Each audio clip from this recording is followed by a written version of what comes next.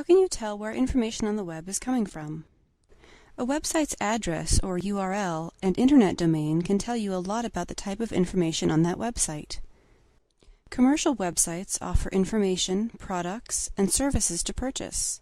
This domain is one of the largest on the web and can include health company websites like WebMD and news media companies such as the New York Times.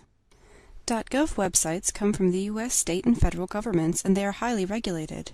They contain statistical reports, departmental and agency resources, legislative and legal documents, and information about state and federal governments. Examples are the Vermont State website and the National Institutes of Health website. Organizational websites are not as strictly regulated.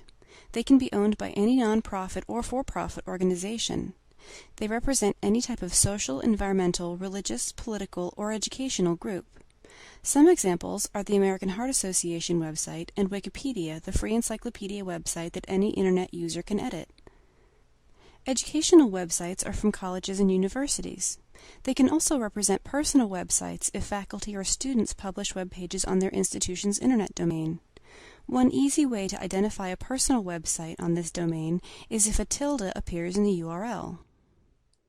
When you conduct a web search, your results will be a combination of websites from lots of different domains. The first few results are typically ads. Most search engines place ads in prominent places.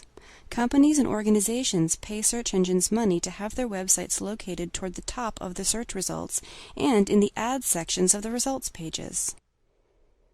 Before you select a website from your search results, keep an eye out for these different types of domains so you know the type of information you can expect to find.